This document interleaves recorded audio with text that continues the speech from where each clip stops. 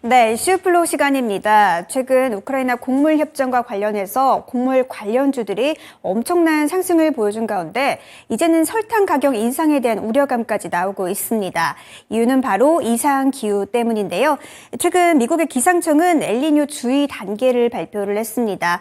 미국 기상청에 따르면 가을에 엘니뇨가 발생할 가능성은 이번에 80% 이상, 그리고 슈퍼 엘니뇨가 발생할 가능성은 40% 이상 될 것이다라고 내다봤는데요.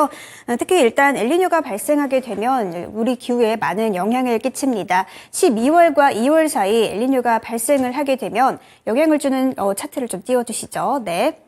엘니뇨가 발생하게 되면 1월과 2월 사이 일단 빨간색으로 표시된 지역에는 고온 현상을 야기를 하게 되고요. 갈색으로 표시된 지역에는 가뭄 현상을 이야기하게 됩니다. 마찬가지로 6월과 8월 사이에도 고온 그리고 가뭄 현상을 표시된 지역에 야기를 하게 되는데요. 특히 설탕의 원료인 원당이 주로 생산되는 곳이 인도 그리고 동남아시아, 브라질 지역인데 이쪽 지역에 엘니뇨가 나타날 것으로 예상이 되고 있습니다. 때문에 설탕 가격에 대한 우려감이 계속해서 시장에서 나오고 있는 건데요. 이 엘니뇨는 식품 가격뿐만 아니라 천연가스 가격에도 영향을 미친다고 하죠. 이제는 라니냐에서 엘니뇨로 넘어가는 이 전환기의 시점이기 때문에 우리는 어떤 투자 전략을 세워봐야 할지 참 여러분들 고민 많으실 것 같습니다. 여기서 오늘의 이슈 공개합니다. 네, 오늘의 이슈입니다. 뜨거 펄펄 뜯는 지구 설탕 공급망 우려인데요. 여러분들 어떤 투자 전략 세워야 할지 김영일 전문가와 함께 만나보시죠. 네, 진짜 더워서 문제다라는 것도 얘기가 될 것 같습니다. 진짜 전쟁 때문에 계속해서 원자재에 대한 부분이 부담이었었는데 이제는 자연 환경으로도 문제가 되고 있습니다. 그래서 오늘 슈거플레이션 관련해가지고 김영일 전문가의 의견 들어보겠습니다. 전문가님 안녕하십니까? 안녕하십니까? 네.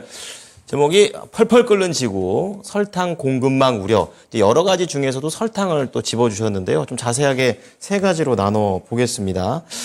자, 우선은 곡물, 설탕, 식품, 지속되는 순환매, 이제 투자자 관점에서 봤고요. 그리고 다음 주도 섹터, 설탕 다음이 되겠죠. 마지막으로 순환매 투자 전략과 추천 종목까지 오늘은 또 종목도 갖고 와 주셨습니다.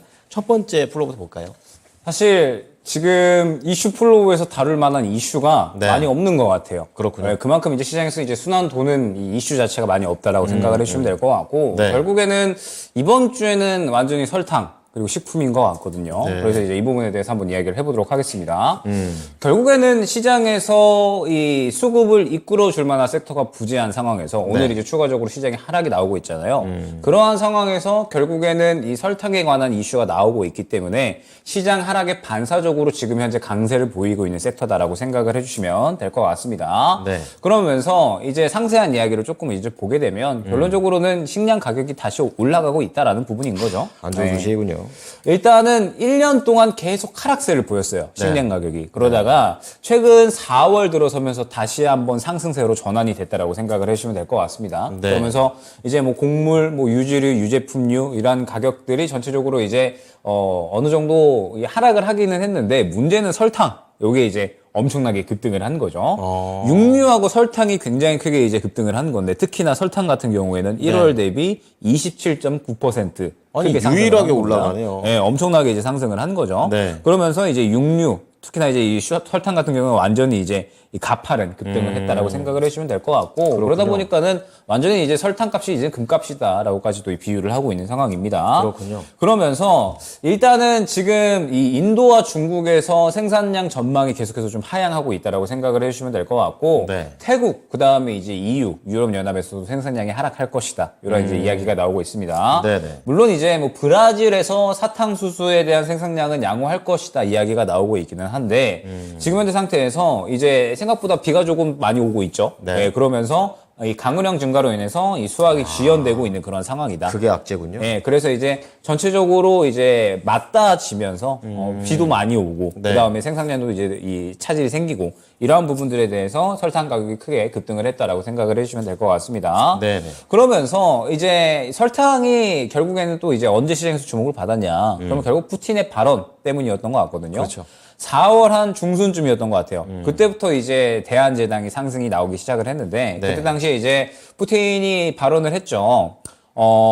코케 곡물 협정 중단하겠다. 약간 이제 이러한 이야기를 했고, 우리나라는 뭐 추가적으로 이제 우크라이나에 개입하는 거, 요거 이제 전쟁 개입 행위다. 네. 무기 지원하지 말아라. 이런 식으로 발언을 하다 보니까 관련주들이 일제 이제 상승이 나왔거든요. 네. 그러면서 뭐 대한제당을 필두로 해서 이제 뭐 삼양사라든지 관련된 종목들이 있고, 그 다음에 지금 또 관련해서 이제 식품 쪽까지도 매기가 이제 흘러가고 있기 때문에 그렇죠. 뭐 어제와 오늘 뭐 크라운제가 이제 설탕이 들어가니까 그렇죠. 과자 관련된 종목들까지 올라가고 있고 네. 뭐 추가적으로 이제 뭐 CJ 시푸드라든지 뭐 식품 쪽으로까지 지금 현재 이 매기가 흘러가고 있는 모습인데 번지는군요. 예, 사실 이제 완전히 대장은 대한제당이다라고 봐야 될 것 같아요. 네. 대한제당이다라고 봐야 될 것 같고 그러면은 결국엔 이제 뭐 대한제당 같은 이러한 종목을 이제 더 접근을 할 수가 있느냐 이런 부분들을 좀 봐야 될 것 같은데 그렇죠. 네. 사실 지금 대한제당이 오늘 14% 추가적으로 상승을 하고 있습니다. 셉니다. 예, 추가적으로 이제 어제 상한가를 갔었고 오늘 한 20% 가까이 상승이 나오고 있고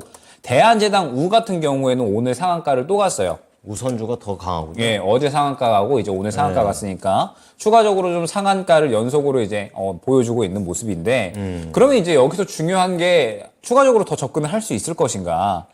예, 지금은 예, 어렵다라고 봐야겠죠. 부담스럽죠. 예, 왜냐하면 사실 저는 그러니까 초반 부분에는 그래도 이제 긍정적이다라고 생각을 했어요.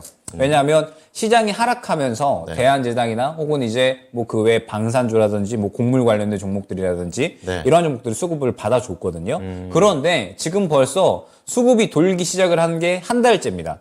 아, 그럼 이제 더 이상 수급 돌기가 좀 쉽지 않아지는 그런 그렇죠. 상황이죠? 왜냐하면 지금 현재 주가의 흐름을 보게 되면 네. 벌써 이제 4월 중순 좀 넘어가면서 네. 이제 한 차례 수급을 받아준 거죠. 그러면서 이때 이제 수급을 받아준 건데 결론적으로 이때 수급을 받아주고 나서 이 수급의 양을 보게 되면 한 차례 들어갔죠. 수급이. 그러다가 2번 돌고요. 3번 돌고 그다음에 4번 돌았죠.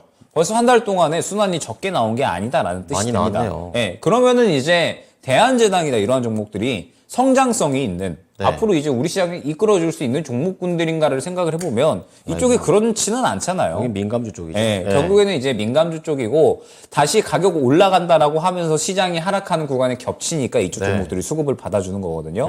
그런데 생각보다 이제 시장의 하락이 길어지고 있는 거죠. 그쵸. 시장의 하락이 길어지고 있고 생각보다 이제 또 주도 섹터로 하락할 만한 종목들이 없다 보니까 이쪽이 지금 계속 수급을 받아주고 있는 거거든요. 네. 그러면은 지금 설탕뿐만 아니라 곡물주들도 지금 다 마찬가지예요. 뭐 예를 들어서 미래생명자원 같은 경우에도 지금 수급적으로 보게 되면 한 번 수급 들어가고 그 다음에 2차례, 3차례, 4차례 돌았죠. 벌써.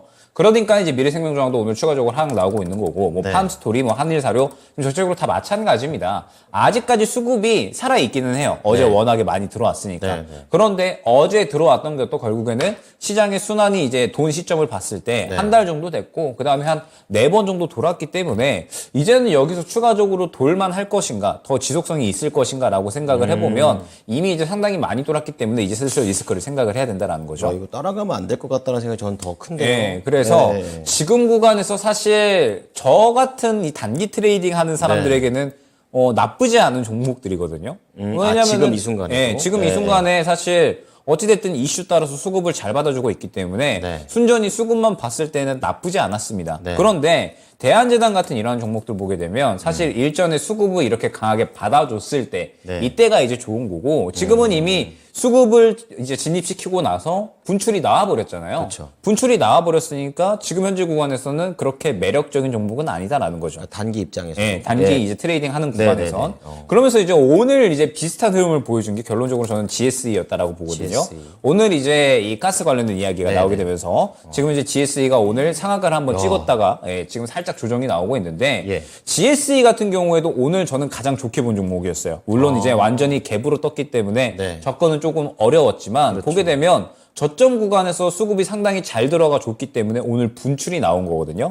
그러면은 이제 오늘이 분출에 나오기 이전 이 구간까지는 접근이 가능한 종목이었다라는 뜻이 되죠. 그쵸. 예, 때문에 이제 지금 현재 이러한 종목들이 분명하게 트레이딩이 가능한 구간이기는 한데 너무 이제 분출이 조금 많이 나왔다라는 느낌이 슬슬 듭니다. 순환이 너무 이제 많이 됐기 때문에 네.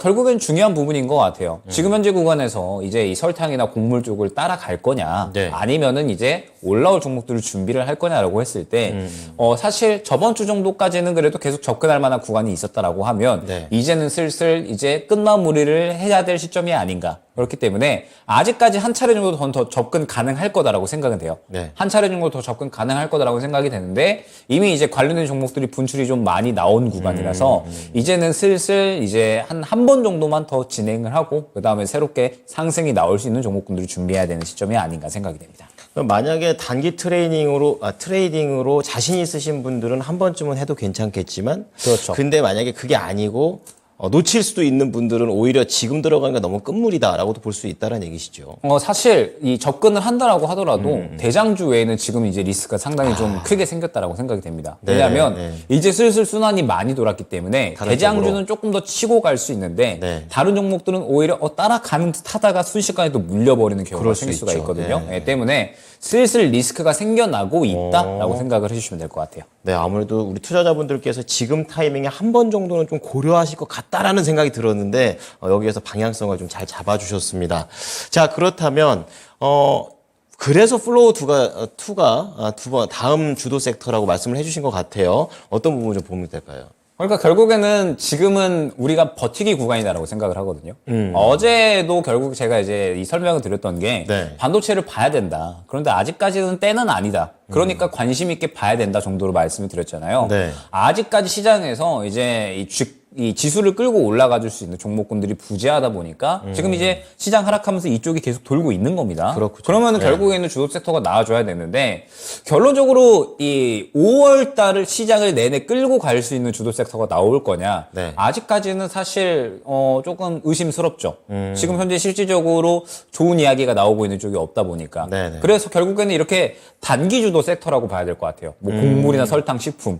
뭐 한 일주일 정도 이제 이 한번 짧게. 붐 돌았다가 네네. 그다음 또 새롭게 다음 섹터로 이제 수급이 돌 수가 있는 거겠죠. 네. 그럼 지금 생각을 해보면 단기 주도 섹터가 현재로서 봤을 때 뭐 디스플레이가 될 수도 있는 거고요. 뭐 그다음에 뭐 반도체가 될 수도 있는 거고, 뭐 그다음에 자동차가 될 수도 있는 건데 아직까지는 이러한 부분들이 실질적으로 눈에 보이지는 않다라고 생각을 하면 그러면 결국에는 이제 이 수급이 역시나 가장 중요하다라고 생각이 됩니다. 제가 이제 요거를 어떤 식으로 이제 예를 들어서 설명을 드릴 거냐면 제가 이제 저번 주 수요일 날에 이 방송을 이제 저녁 방송을 하잖아요. 네. 그때 당시에 이제 언급을 드린 종목이 있었어요. 어떤 겁니까? 예, 현대공업이라는 종목이 현대공업. 있었거든요. 예. 현대공업이 이제 어제 자동차 부품주들이 일제히 조금 가다 보니까 네. 어제 같이 상승이 나왔어요. 그러네요. 그러면은 지금 현재 어제 같은 시장을 봤을 때 두 가지 종목군들이 이끌었다고 볼 수가 있겠죠. 곡물주, 그 다음에 자동차 부품 쪽이었는데 네, 그렇죠. 제가 굳이 곡물주를 보지 않고 자동차 부품 쪽을 본 이유. 역시나 전체적으로 수급이 살아 있었고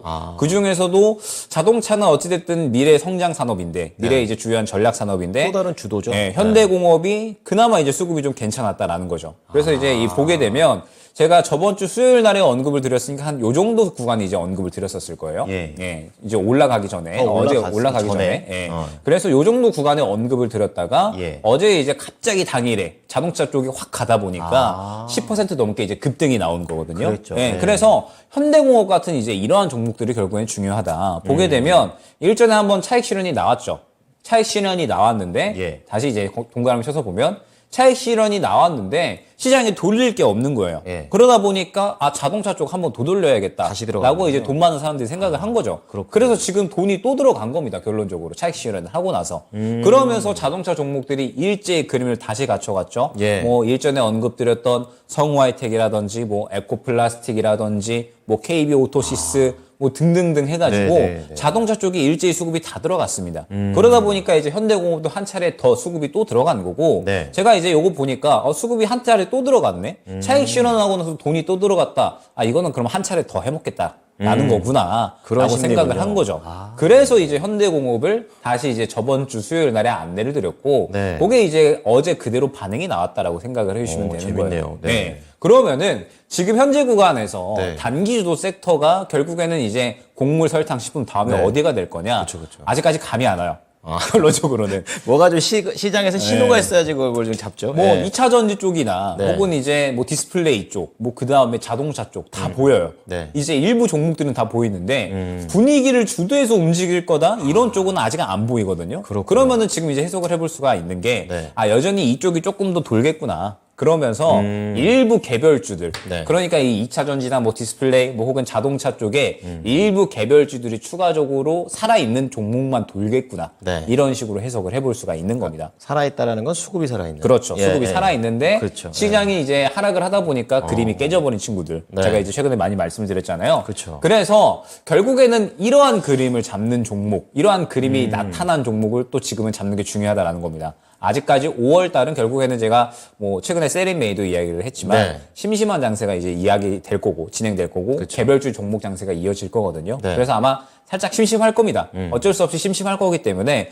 그러면은 이제 단기 주도 섹터, 곡물, 설탕, 식품 이쪽 못 잡으면 수급 살아있는 일부 개별주를 잘 잡아야 되는 시장이거든요. 그러네요. 그래서 이제 제가 뭐 세 번째로 추천주까지 준비를 했다라고 생각을 해주시면 될 것 이건 같습니다. 뭐 전문가님처럼 수급을 볼 줄 알면은 굉장히 뭐랄까 지금 시장의 흐름에 따라서 그렇게 크게 영향 안 받고 수익을 낼 수 있는데 그렇지 않으면 이게 또 쉽지 않다라는 네, 걸로 그렇죠. 연결이 되는 거죠. 네. 네, 종목도 얘기를 좀 해주신다고요? 네, 일단 오늘 종목은 최근에 자동차 쪽에 상승이 많이 나왔을 때 그렇게 네. 재미를 못 봤었던 종목입니다. 아 약간 소외된 건가요? 네, 살짝 이제 소외가 됐었는데 네. 수급을 보니까 이 친구는 살아 있는데 왜 이렇게 못 갔을까? 그러면은 증권에서는 그렇게 부담감이 없겠다라고 생각을 해서 네. 이제 종목을 준비를 했습니다. 어떤 종목이냐? 폴라리스 세원이라는 종목입니다. 폴라리스 세원? 네. 이건 뭐 하는 회사예요? 일전에 이제 폴라리스 그룹주들이 갈 때 예. AI 쪽으로 움직였었거든요. AI. 그래서 이제 이 폴라리스 그룹주들 움직일 때 따라갔었던 종목이에요. 네. 그런데 사실 AI 쪽하고는 그렇게 관련이 없고 폴라리스 그룹주에 속해 있는데 자동차 쪽이다라고 생각을 해주시면 됩니다. 전혀 다른 쪽이네요. 네, 전혀 다른 쪽이다라고 생각을 네. 해주시면 될 것 같고